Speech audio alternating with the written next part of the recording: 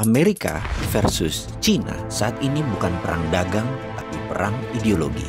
Jadi janganlah melihat Amerika dan Cina bersih tegang, kemudian pejabat negara berkomentar, oh itu cuma perang dagang dua negara, gak banyak pengaruhnya buat Indonesia, kita cari negara lain selain mereka.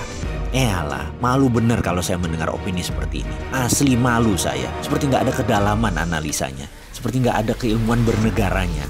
Ambil gampangnya saja, toh rakyat gak banyak ngerti urusan beginian. Sebentar om, hati-hati ngomong begitu. Semua bisa berubah dalam hitungan bulan, bukan tahun. Kembali ke persamaan level playing field, kesamaan cara bermain yang sedang Amerika tekan Cina ini. Apa yang mau disamakan? Ideologi Amerika adalah demokrasi.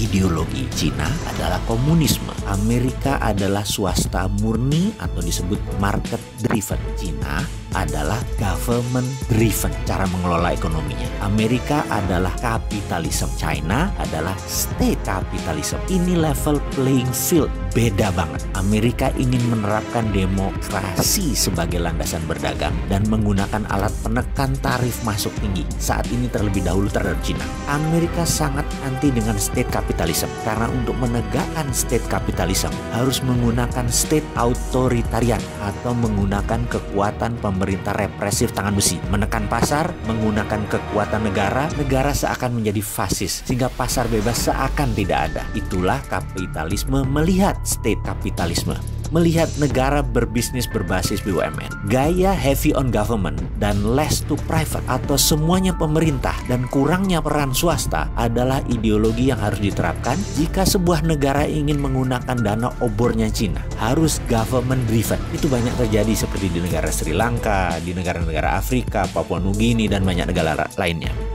Framework demokrasi ekonomi dan state-driven ekonomi itu dua ideologi berbeda yang menjadi titik awal perang dagang. Ini perang baru dan senjatanya bukan bedil, tapi saat ini diawali dengan perang tarif dan perang dagang. Lalu bagaimana melihat perang ini bagi Indonesia dan bagaimana solusinya? Biar gampang, kita mau melihat negara mana yang melakukan state capitalism, yaitu jika mau masuk sebuah negara, mereka minta government guarantee. Negara mana yang menggunakan swastanya pada saat deal B2B, tapi senatornya, presidennya ikut menekan sebuah negara, ya. Itu kita harus mencurigai apa negara tersebut. Jadi Indonesia sekali lagi, ke depan bagaimana? Kalau saya secara pribadi, saya anti pasar bebas kapitalisme. Semua sahabat saya tahu bahwa saya anti state capitalism. Jadi saya anti Amerika, saya anti Cina. Saya anti IMF dan saya anti obor. Lalu ideologi bisnis saya apa? Ideologi bisnis saya adalah ekonomi Pancasila. Apa itu ekonomi Pancasila? Ekonomi Pancasila adalah ekonomi berbasis fair trade. Keadilan, bukan free trade. Kembali ke topik perang dagang, state capitalism dan swasta pasar bebas. Tindakan Amerika melindungi swastanya, tindakan Cina melindungi komunismenya. Indonesia sekali lagi harus menerapkan ekonomi Pancasila berbasis fair trade. Diawali dengan membangun kekuatan dalam negeri, membangun kekuatan sendiri, membangun tanpa uang asing, tanpa teknologi asing. Stop menggunakan apapun berhubungan dengan asing. Tidak ada istilah foreign direct investment, tidak ada istilah ekonomi bergantung pada asing. Cukup membuat kebijakan ekonomi baru berbasis produk lokal.